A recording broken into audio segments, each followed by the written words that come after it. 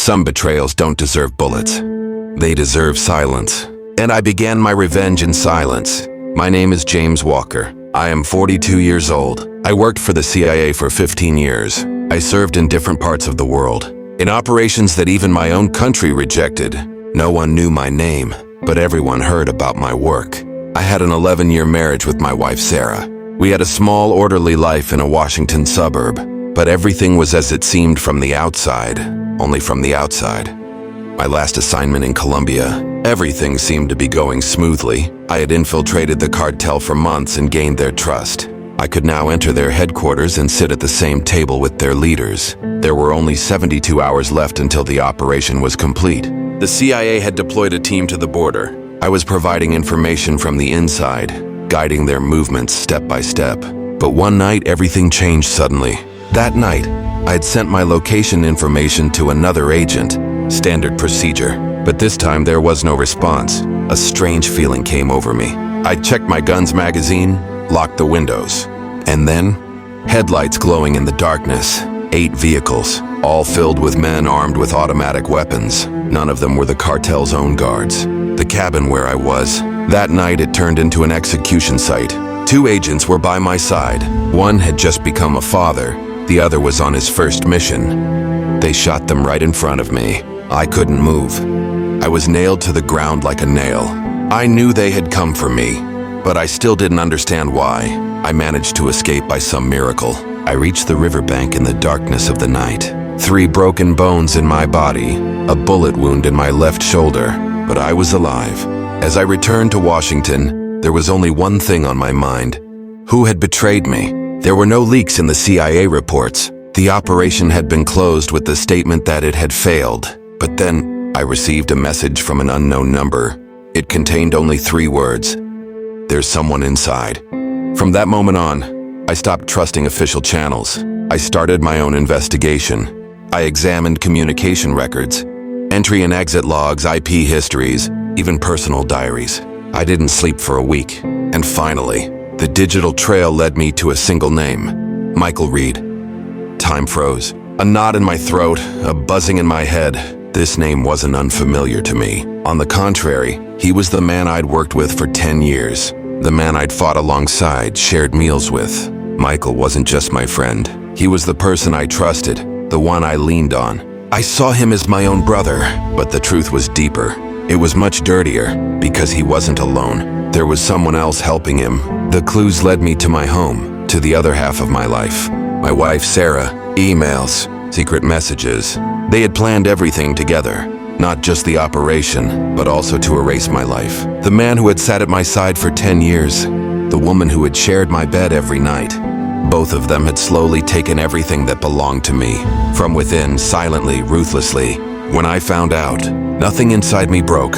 On the contrary, something was born, cold, calculating, and patient. I didn't go to Michael, I didn't confront Sarah.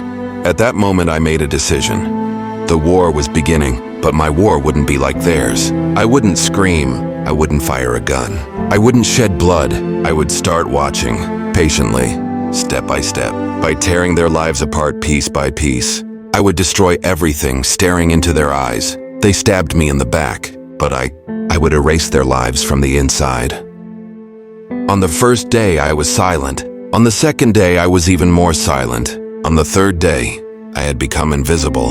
When people say revenge, they think of those who shout, fight, and destroy. But true revenge is woven with silence. It's like a cold laboratory, and I began working in that laboratory. Michael's life looked flawless from the outside. He had been promoted at the CIA and had his own office. He spoke at conferences and decided, behind the scenes, who would live and who would die. Sarah was still at our house, but I wasn't there. I was living in the shadows now. My first step was information. I examined Michael's bank accounts, email traffic, real estate holdings, and investment portfolio one by one. I tracked not only his digital footprints, but also his physical habits. Where he went, who he met with, when he was alone. I noted everything day by day. I knew him so well that even he didn't know himself that clearly. Michael was creating clean money through some aid organizations on the Mexican border. Most of these organizations existed only on paper, But in reality, they were just channels.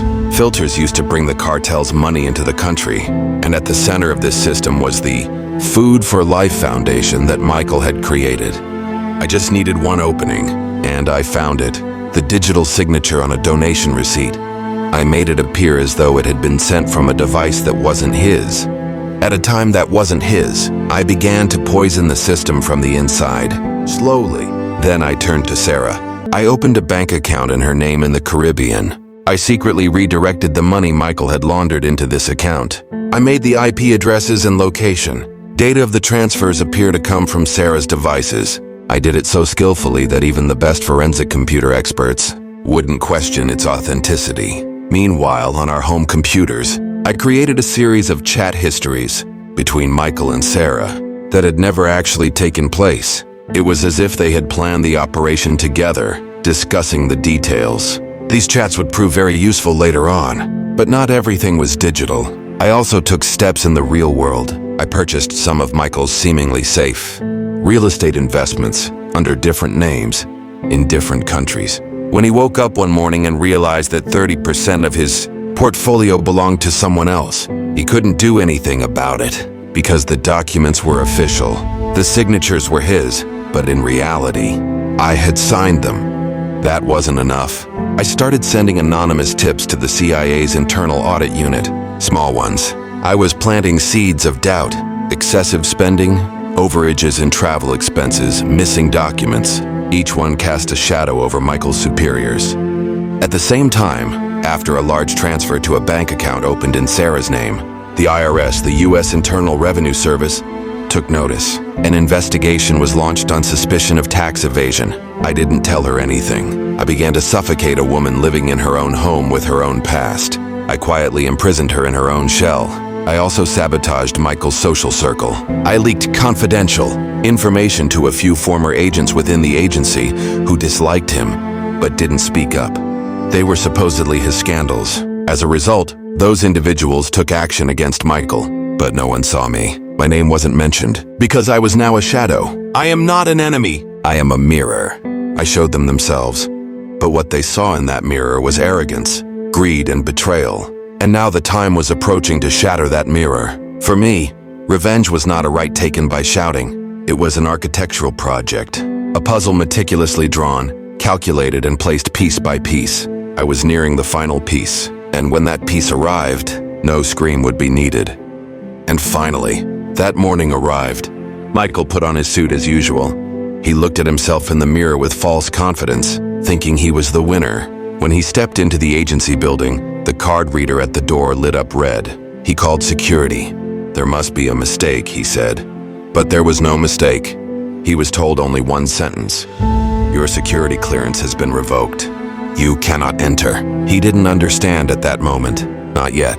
At the same time, the CIA Internal Audit Committee launched an investigation into him. Money laundering connections, fake foundation transactions, overseas transfers, all of them bore his signature, and he couldn't deny what he had done. Because the documents, emails, audio recordings, they all seemed real.